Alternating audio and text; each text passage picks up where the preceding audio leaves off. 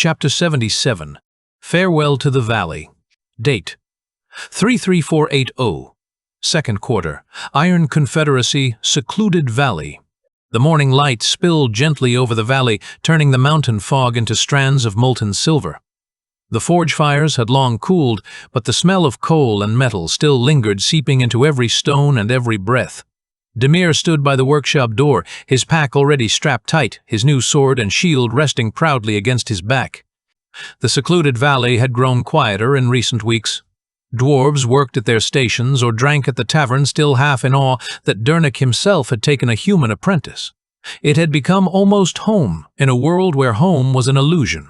He turned at the sound of slow, uneven steps. Rhythm he'd learned to recognize in the dark, could identify from workshop noise and crowd murmur.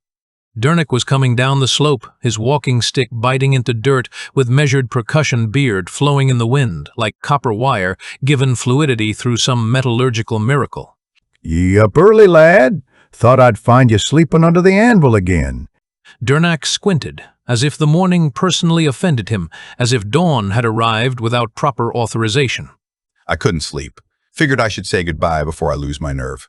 "Bah, you got the hands of a smith and the stubbornness of a mule. Nothing'll stop you now, except stupidity, and I've already beat enough of that out of you." The comment should have stung.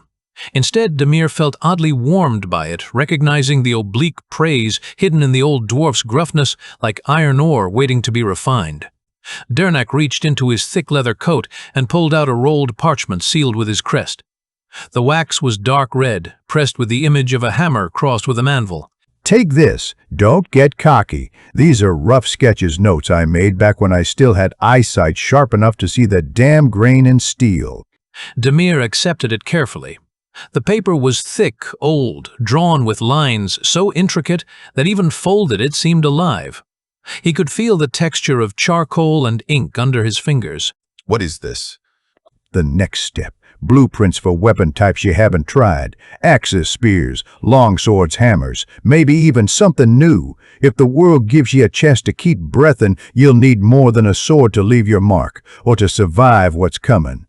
Demir bowed his head, throat suddenly tight with emotion he hadn't anticipated. "I'll make you proud, Master Dernek." Dernek chuckled, the sound like grinding stone, somehow achieving melody.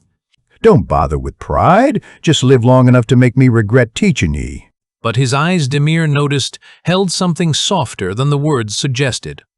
Brovik arrived next, carrying a small wooden box tied with rope, and a grin too wide for his face. His beard was freshly braided, and his eyes sparkled with mischief. "Before ye go, brat, don't open that too rough. I had to bribe half the iron market for it." Demir undid the ropes and lifted the lid. Inside, cushioned with straw, lay two finely worked silver rings and a thick leather belt embossed with dwarven runes and a vitality stone. "Accessories? You bought me jewelry?" Again, with the same joke. "Those are artifacts, boy. The rings'll keep you from frying or freezing, resist the elements themselves. The belt's vitality heavy. Helps you lift a forge's worth of steel and maybe live through a stab or two. Maybe." Demir picked up one of the rings, feeling the faint hum of enchantment vibrating through the metal. Tiny runes etched into the band glowed softly. The metal was warm against his fingers, responding to his touch in ways that suggested some form of rudimentary recognition. "I was joking. Thanks again." Brovik waved him off. "Bah. I'm old and grumpy, not heartless. Besides, if ye die, who'll take over my debts?" Demir laughed, strapping the belt around his waist and sliding the rings onto his fingers. The metal felt warm, like they recognized him. Then he carefully placed the vitality stone to his new shield. "I'll make sure they don't go to waste." "Aye, see that ye don't." Then his expression shifted, became more serious, as he looked around conspiratorially before producing an ancient-looking paper from inside his vest. The document was yellowed, with age edges soft with handling. "These papers are a pair. Here, take one." Demir accepted it, examining the intricate runes woven into the parchment's fiber. "What is it for?" Brovik's voice dropped to something approaching reverence. "These are very rare magical papers. What you write appears on the other. Communication across distance, instant and reliable." "It's like mailing. That's awesome." Yeah, but it is limited to this paper's front and back, so don't write too much. Actually write whatever you need. Words have value when they might be your last. Demir thought for several seconds. His expression grew serious, his mind immediately jumping to Aris, wherever his friend was, whatever danger he might be facing. Master, are these expensive? Hard to find? What do you think? Of course they are. Bloody irreplaceable. Then can I get your half too? I have a dear friend. If I see him, I need to give it to him so I never lose him again. Brovik sighed dramatically. Bah, whatever. He ripped the paper in half and gave his half to Demir. Demir also ripped his half carefully, and marked the correct pairs with each other. He made an X on Brovik's pair. It appeared on his paper instantly shimmering into existence. Then he made an O on the other half. Now he had one complete set to keep one to give to Aris when, if, they met again. Now go before Dernek changes his mind and puts you back on nail duty. The dwarves of the secluded valley gathered to see him off. Some waved economic gestures that contained more emotion than elaborate farewells. Some just nodded, brief acknowledgments that spoke volumes in their restraint. Others shouted words Demir didn't understand in their thick dialectical variations, but the tone carried meaning that transcended translation. He bowed to them all, heart swelling with something between pride and sorrow. Dernek raised a hand. You'll find the road easier than last time. Asina's been lingering in the woods again. Seems she's taken a liking to you, though. I can't imagine why. Demir chuckled, remembering the giant wolf whose competitive nature matched his own. Maybe she just enjoys winning. Then give her a good chase. Demir left the valley as the sun reached its peak. The mountain wind was dry and sharp, carrying the scent of pine and soot. His new sword, Wolf's Vow, hung heavy but comforting at his side. The wyvern's aegis shield caught the sunlight and scattered it like shards of glass. He walked for hours, descending rocky paths and winding through the narrow gorges that led toward the Confederacy's outer forests. Occasionally he'd hear rustling, branches bending paw steps soft against moss. He didn't have to turn to know who it was. Asina, you really can't let me travel alone, can you? A distant low huff answered him. The giant wolf emerged from between the trees, her silver-gray fur shimmering under the light. Her golden eyes locked onto him, head tilting slightly as if amused. Demir sighed theatrical in his resignation. Fine, but I'm not racing you again. Not on foot or hunting. Asina barked once, short, sharp, unmistakably mocking, and then trotted ahead, tail flicking proudly. It didn't take long before the race resumed anyway. Whenever Demir stopped to rest or hunt, Asina would appear moments later dragging something absurdly large in her jaws. A deer, a bear even once, a tusked boar that must have weighed more than both of them. She'd drop it near him, look at the small rabbit or fish he'd caught, and huff in obvious disdain. Demir pointed at her with a stick. You're doing this on purpose, aren't you? She growled softly, almost like laughter. Well, fine then. Let's see who gets the better meal tomorrow. As if she understood, Asina raised her head proudly and padded into the shadows. The journey stretched into the second day. The landscape changed from rocky passes to rolling hills covered in tall yellow grass.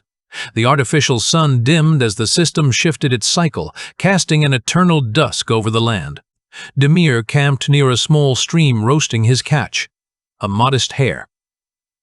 While Asina dropped a freshly slain elk beside him and began eating noisily, he glared. You could share, you know. The wolf ignored him, tearing meat from bone with satisfaction.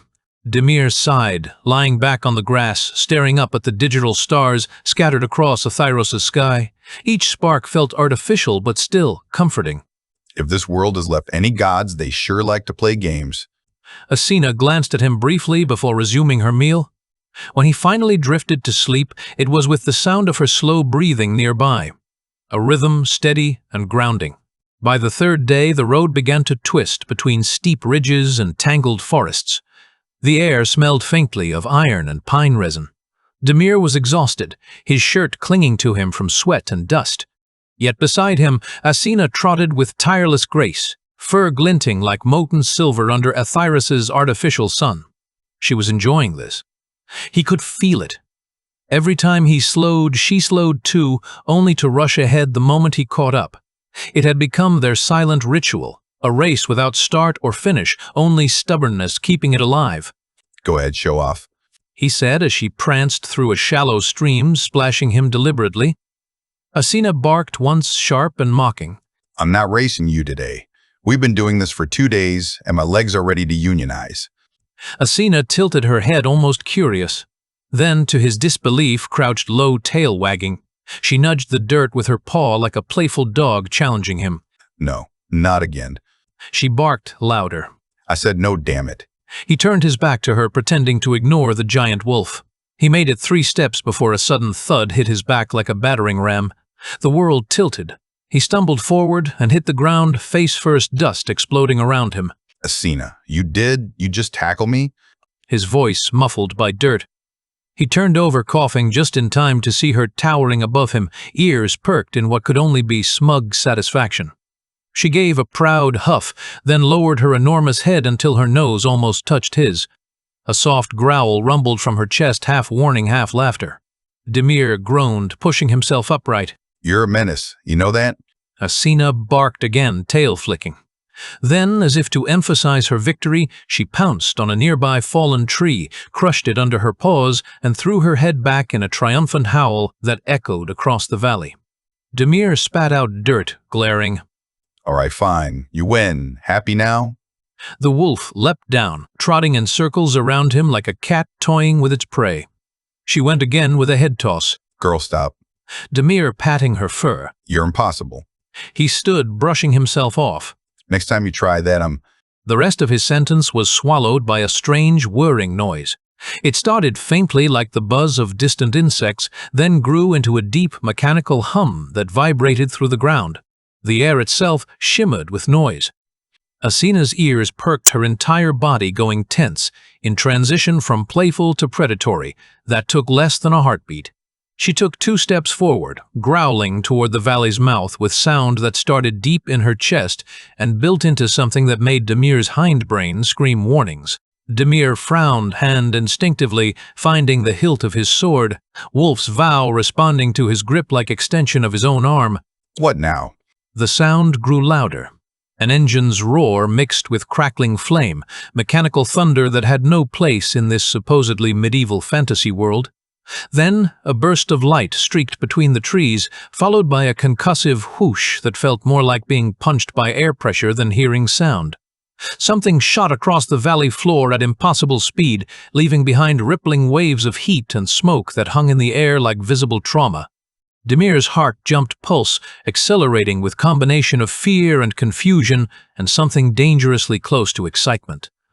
The object wasn't an arrow or a spell, it was too fast, too sustained, too wrong for either category. It moved like he imagined a dragon would move, with its wings folded, gliding barely above the earth at speeds that suggested complete disregard for friction or air resistance. Fire sputtered from vents along its sides with rhythmic precision that spoke of engineering rather than magic. What in the hells is that? Asina barked once, sharp warning, and backed several steps, hackles raised, claws digging into dirt with tension that suggested she was seconds from either fight or flight, uncertain which would be more effective. Demir stood, frozen sword half-drawn mind, struggling to reconcile what he'd just witnessed with everything he thought he understood about Athyros. That wasn't magic. That was tech. He glanced down at Asina. The wolf stared after the vanished light muscles still tense, a low growl rolling from her throat that suggested she hadn't dismissed the threat despite its departure. Demir sheathed his sword slowly, eyes narrowing toward the trail of smoke curling in the distance like accusatory finger pointing at the sky. Looks like the world's getting stranger by the day. Then the small dragon-shaped hoverbike, because he could see it more clearly now on its return pass, screamed past them again in great speed, spewing fire from exhaust ports that glowed cherry red with expelled heat. The machine banked decelerated with physics that suggested sophisticated control systems and stopped a few hundred yards away. Close enough to be intimidating, far enough to suggest caution rather than confrontation.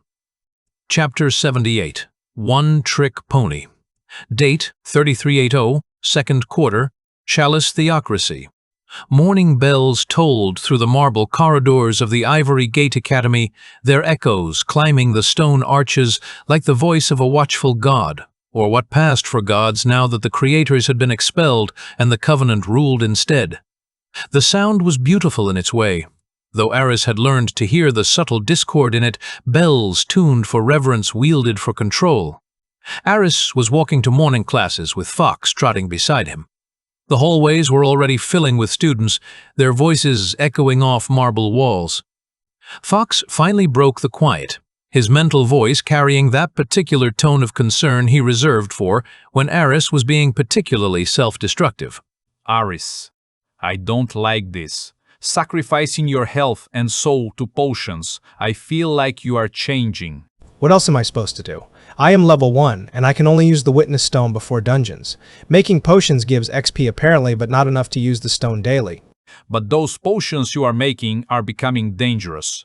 Too fast. Okay. Aris gave up the argument. There was no point. Aris took his place in the class. The room smelled of chalk dust and incense.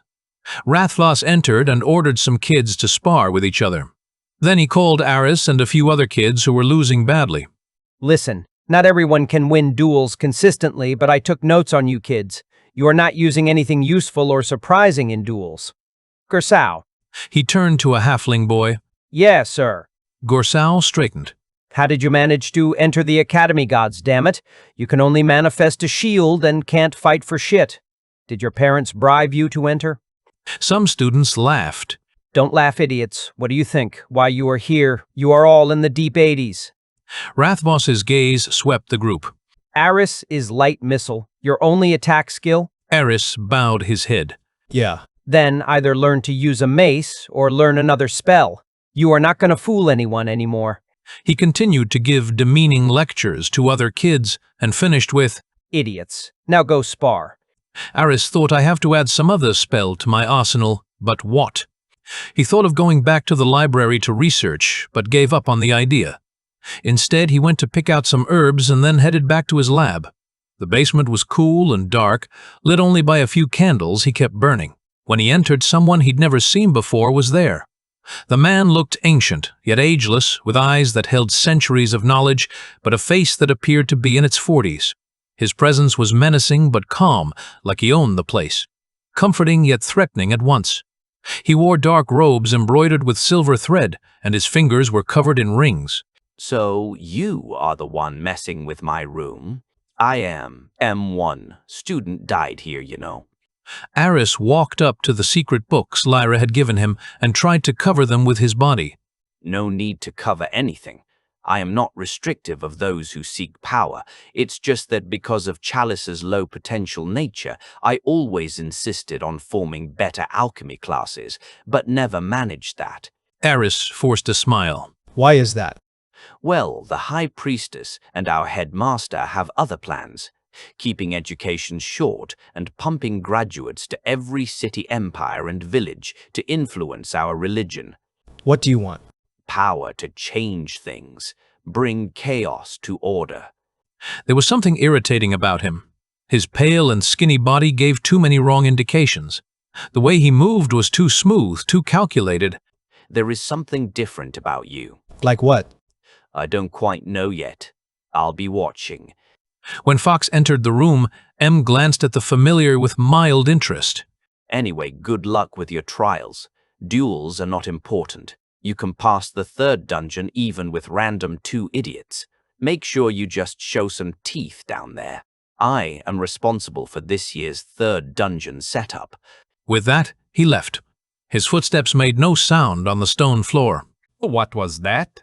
I don't know, but it can't be good. After Mar left, Aris noticed some cracks behind the edge of the drying rack. When he pulled at it, he discovered a hidden section with 2 books stored inside. They were wrapped in oilcloth protected from moisture. The books had no names on their covers. Inside, they were all handwritten with instructions on how to make strong potions with blood and strengthen spells with those potions. The handwriting was meticulous, almost obsessive. What are these? Are these real? Some formulas are like what I am doing. These must have killed the previous kid. Aris found a potion recipe. When spilled on a shield, it gave a chance to bounce spells back. With my luck, it's doubled. This is amazing. And he saw another potion combining every minor potion into one and giving amazing stats for a minor potion. The complexity was staggering. These are all excellent. I mean, it says chances are low, but I have a doubling feat. Aris began to combine everything. The process was long and intricate, measuring exact drops, heating at precise temperatures, stirring in specific patterns. When he got the described color for the shield potion, he felt it. Ooh, zh. And I advanced in the alchemy title. Yes! Aris pumped his fist. I think you should also focus on learning spells. You have many openings. Later. Aris was already absorbed in the next recipe. The next day, Aris rushed to collect his new potions and went back to the duel area. Today was scheduled for 4 matches. The great hall buzzed with energy students warming up around the chalk circles. He downed his potions. The mixture tasted like copper and honey. And faced another fellow human. When the human priest root kid sent him a light missile, Aris raised his imbued shield. The spell bounced back directly at the sender. The kid's eyes widened in shock. With the surprise, Aris pressed on with his missiles. And with the amazing effects of his new cocktail of potions, he produced 8 missiles, hitting most. The kid went down fast. Aris, didn't I tell you to practice new things? It worked, didn't it? Well, now we'll see for the future. Some students were whispering. Did he bounce the spell? How did he learn that? He is a one-trick pony. The Fey students' voices carried. The next match was against the Bearkin Gummel. Gummel entered fast and defeated Aris without Aris putting up any fight. The Bearkin's raw strength was overwhelming. The next match he drew against a halfling. Both were too exhausted to finish. And the last match was against a Fey student, one of the kids who had cornered him a few weeks ago. The Fey kid had observed Aris's bouncing twice and was smart. He never stayed in 2 spots, constantly testing the bouncing mechanic. It doesn't always bounce, does it? Test it yourself. Oh, I will. You tasted this last time. Let me give you one more taste again. He produced a thorn whip, the magical construct crackling with green energy. He started pushing Aris toward the edge of the ring, forcing him out step by step. Aris charged his light missile and secretly manifested it behind his shield. He sent his missiles at the Fey student, but the kid had already jumped to the other side and knocked Aris out with an ice ball to the back of his head. Cold exploded across his skull. Like the other kids say, one-trick pony. Aris lay on the ground, vision swimming, as the Fey walked away victorious. Chapter 79, The Legendary Encounter. Date, 338U. Second quarter, Iron Confederacy borders. Demir and Asina cut their squabble short, both looking at the bike as it stopped and returned, coming near them. The mechanical hum grew louder as it approached, then softer as it descended. Demir froze, shield raised reflexively, sword half drawn in stance he'd practiced 10,000 times, but which suddenly felt inadequate against whatever technology this represented. The dragon bike hovered for a moment, actual hovering, defying gravity through means he couldn't begin to guess, then slowly descended to the ground, its hovering mechanism winding down through frequencies until it settled with a mechanical sigh. The fire-spewing mechanism and colored lights faded, exhaust vents cooling from red to orange to dull metal. When the systems fully shut down, it looked less like a war machine and more like a luxury handcrafted bike, the kind of vehicle that spoke of wealth and craftsmanship and aesthetic priorities that went beyond mere function. Beautiful in its way, though, beauty that carried implicit threat. Demir stared at the driver, his analytical mind cataloging details even as his combat instincts screamed contradictory warnings. The driver was an old man, wearing dark, pristine leather armor that somehow looked both practical and expensive. At the mirror handle perched a white bunny whose presence seemed so incongruous that Demir briefly wondered if he was hallucinating from dehydration. At the back sat a Shadowborn, one of the rarer races in Aethyros, looking decidedly not pleased with stopping their pale features expressing what might have been irritation. The old man pulled a cigar from inside his armor and lit it with casual gesture that suggested this was routine rather than performance. He took a long draw before speaking. You know you can't defeat this area's beast boss with that crappy equipment. The words emerged with smoke, blunt assessment, delivered without particular malice but no gentleness either. Hey, why did we stop? Let him worry about that. The Shadowborn sighed and turned the other way, arms crossed. The old man waved his hand at the bunny dismissively, then turned back to Demir. You can't tame him, can't tame her either, if you don't have above 60 Beastmaster level. Want me to take care of her? Asina growled angrily, lips pulled back to show teeth. Demir interjected. No. We just have a little rivalry. No need to attack. Ever since I saved her from the Goblin Chief, she's been following me. She is the area boss, you said? The old man nodded. Oh boy, you started a taming storyline. She is the Beast area boss for Beastmaster classes. Before the game stopped and cut us from the HUD, and I am assuming you don't have 60 Beastmaster levels to tame her, and can't defeat her with those crappy gears either. Asina growled angrily, the sound building from warning to threat, her entire posture shifting to combat readiness. Hey, I crafted these. And yes, I don't have any levels in Beastmaster. In fact, I was level 12 before the game shut down. I played 3 days 7 years ago. The old man whistled. Crazy bad luck. I played nearly 100 years, and even I have some tough times with my level. Low-level zones really messed up.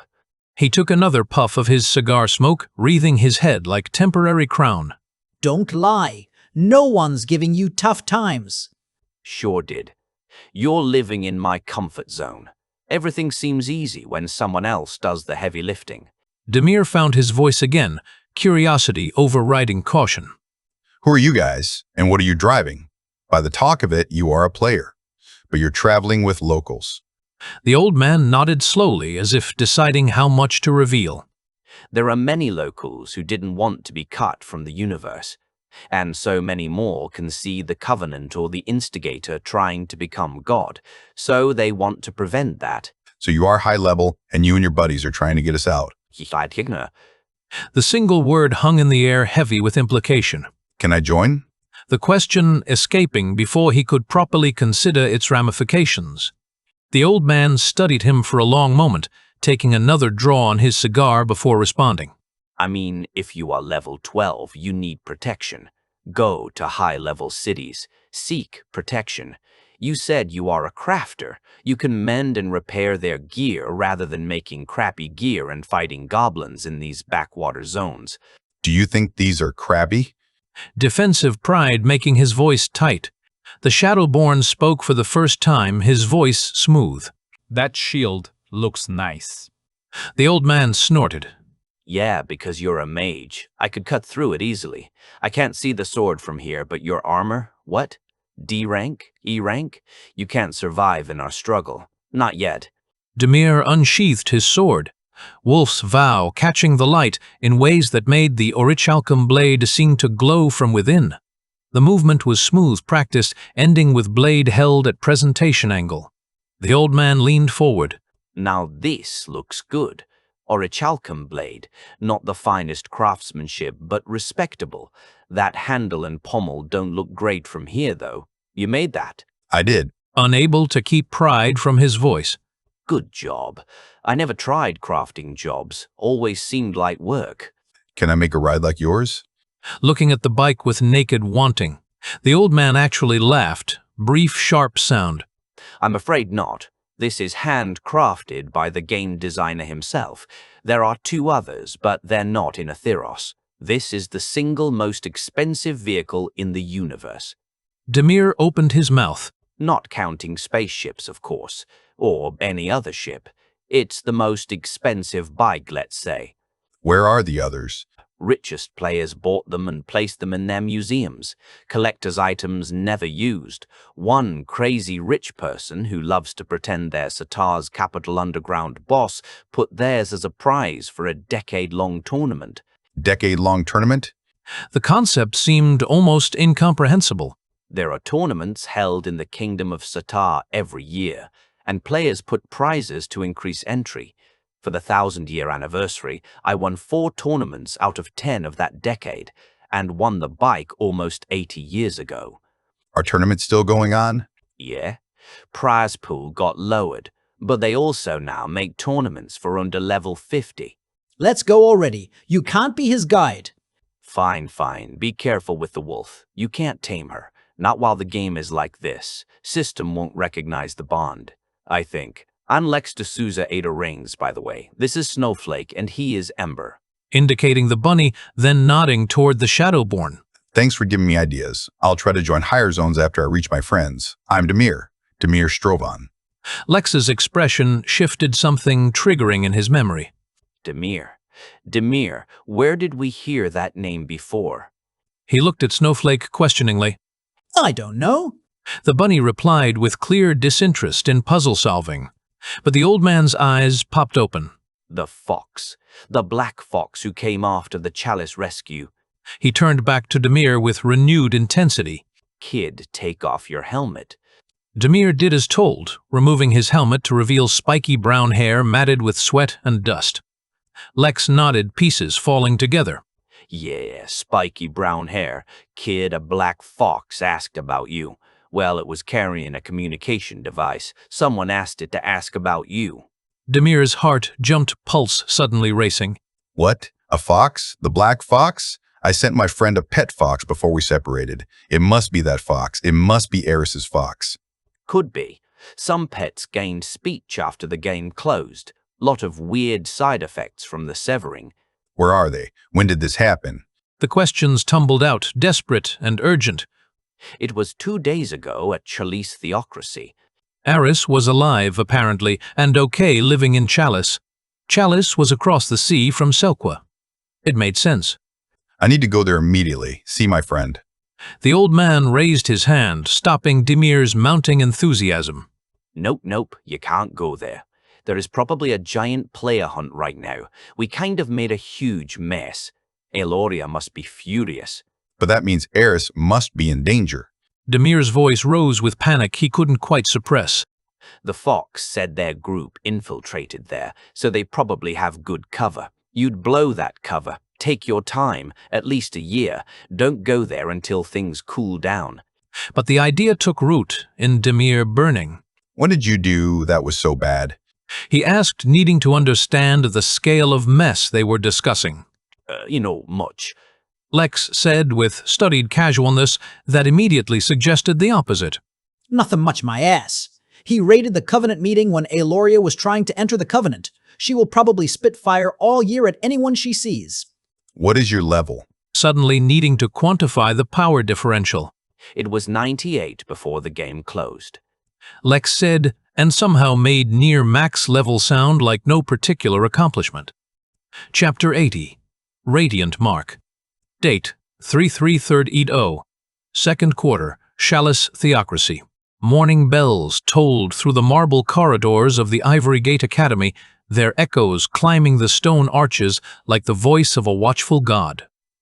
Aris walked in silence beside Fox, who trotted with lazy indifference, his tail flicking at the humidity that clung to the early light. Fox finally wanted to try his chances again, his mental voice carrying that particular tone of concern he reserved for when Aris was being particularly self-destructive. You're starting to smell like one of those basement maniacs. You sure you're still a healer? Aris exhaled, pinching the bridge of his nose in gesture that had become habitual when Fox pointed out uncomfortable truths. The only thing keeping me alive is that witness stone. I am doing everything I can. I have to. Fox's ear twitched, body language suggesting he was considering whether to push the point. You're also burning yourself out. Maybe, just maybe, try something less dark? I need something new. Something that actually grows. By midday, he found himself sitting alone at the back of Scholar Maizena Silvermeadow's class. The elderly halfling woman moved like an ancient oak, slow but deliberate, each gesture containing more intention than the movement itself suggested. Her silver hair was braided with tiny crystal beads that shimmered under the candlelight, creating constellations in miniature that shifted as she moved. The lesson was nearly over when Aris stood up, decision crystallizing into action. Miss Maizena. He called softly, voice carrying through the classroom's acoustics with clarity he hadn't intended. Her bright green eyes shifted toward him, their usual kindness marked with faint curiosity. Yes, Aris or Velis, you've been unusually quiet lately. Have the duels silenced your tongue? The class chuckled at that familiar pattern of social hierarchy expressing itself through laughter. Aris didn't flinch, had learned to let such things slide past him like water around stone. No, ma'am. I just wanted to ask, what spell would best complement Light Missile? What would give me actual tactical options instead of just stronger versions of the same attack? That earned him silence.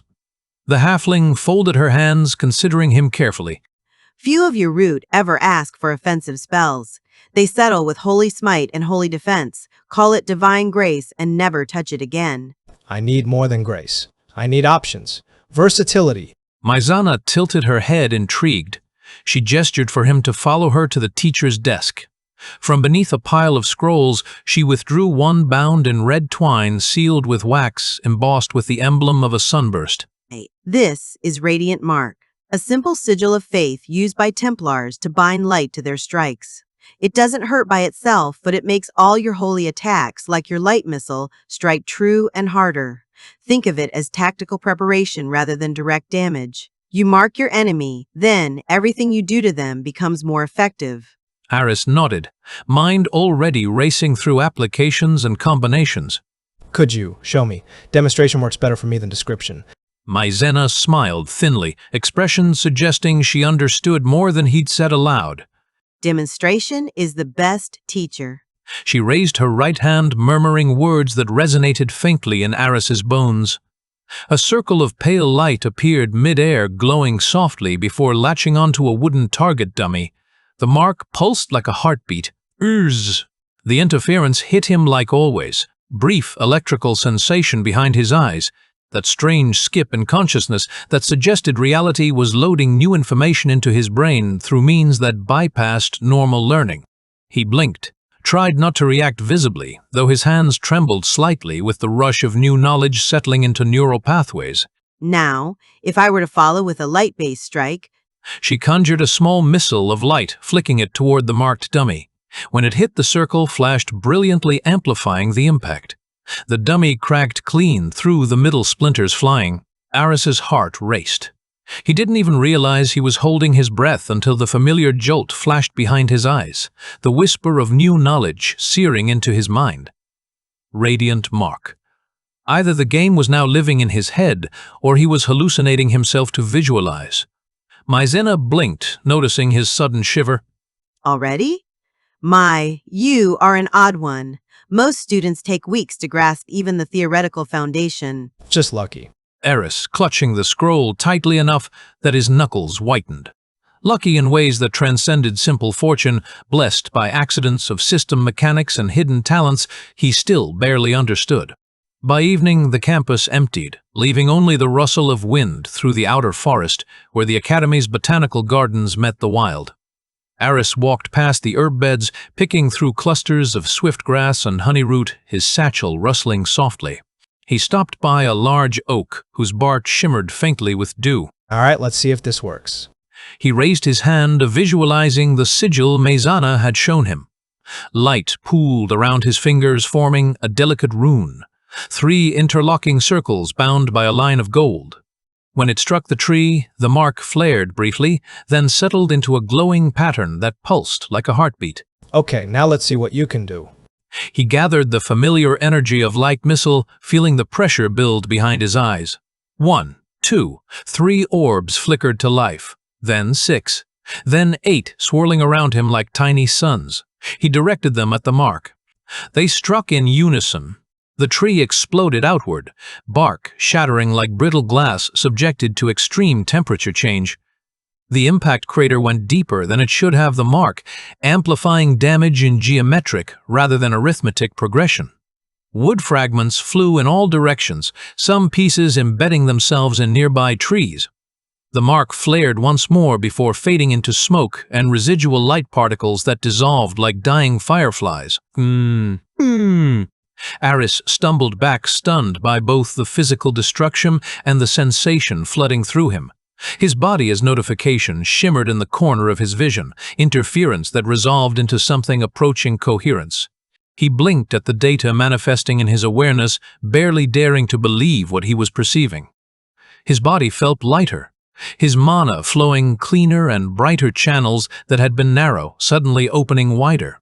More spell slots, lower cost. The title progression from Acolyte Healer to Cantor Healer, carrying mechanical benefits that transcended simple names. He grinned expression, rare and genuine enough that his face felt strange shaping it. Guess I'm officially a Cantor Healer now. Fox padded up from behind, looking decidedly unimpressed by the destruction. You also just blew up a tree. Very healer-like of you. Very subtle. I'm sure no one will notice the giant crater and scattered wood everywhere. Aris laughed, sound carrying relief and triumph in equal measure. You saw that? It worked. The mark amplified every missile. I'm just saying, if you start setting the forest on fire, I'm not helping explain it to the professors. Aris knelt to inspect the ruined bark, the faint glow still lingering in the splinters. This might actually change everything, and if I merge it to... The next morning brought another round of scheduled duels. The practice grounds were crowded. Students, sparring instructors, shouting the faint smell of ozone from spells and scorched dirt in the air. He gulped down one of his homebrew cocktail potions, grimacing at the metallic taste that suggested blood as primary ingredient. The liquid burned going down, warmth spreading through his system as various stat enhancements kicked in. All right, let's do this. His first opponent was a human priest root, a boy from the northern provinces whose arrogance could fill the entire field. You're the potion freak, right? Try not to blow yourself up this time. Aris didn't reply, had learned that words before combat were wasted breath, better saved for actual fighting. He raised his hand, muttered the sigil words, language that felt ancient even in his mouth, and a golden mark appeared on the boy's chest, glowing through his robes like beacon. The student blinked. What the? Light missile. 8 orbs flared and launched, striking the mark. The light amplified each hit like thunderclaps. The boy flew backward, shield, shattering his robes smoking. The crowd gasped. Even Rothvoss, overseeing the duels, raised an eyebrow. Aris lowered his hand, chest heaving. The mark faded, and with it the tension in the air. That's more like it. Finally using your brain instead of luck. Still, you need to step up. Aris almost smiled. Almost. His second duel came faster than expected. A Fey student, tall, elegant, with silver eyes that seemed to reflect more light than they received, stepped into the ring. He'd fought Aris once before, during that midnight ambush months ago, when students had decided that hierarchy needed reinforcement through violence. The Fey's expression carried recognition and something darker, grudge-nursed over time, awaiting opportunity for expression. Still standing human? Still trying. The Fey conjured ice blades circling him. Aris waited, counting heartbeats. Then he marked him. The Fey blinked as the golden rune appeared over his chest. What trick? The first ice blade came flying. Aris dodged, barely slamming a light missile into the mark. It flashed, detonating in a radiant burst that knocked the Fey back. The Fey tried again, casting ice bolts in a storm. Aris ducked behind his shield, feeling the magic ricochet off. One bolt struck the Fey's leg on the rebound. The onlookers cheered as the Fey fell to his knees, frost dissipating around him. Aris stood panting, sweat dripping from his chin, the sigil still glowing faintly in his palm. The crowd's noise blurred together. Cheers, whispers, disbelief. That's 2 wins, smart boy. Fox barked from the edge of the ring. Rothvoss strode over, his booming voice cutting through the commotion. Aris Orvelis, looks like you're finally learning other tricks. But you need to get better. Keep this up, and you might even survive the 3rd dungeon. He clapped him on the shoulder, almost proud. I'll take that as encouragement, sir. Aris half laughed, half gasped, lungs burning from exertion and residual anxiety.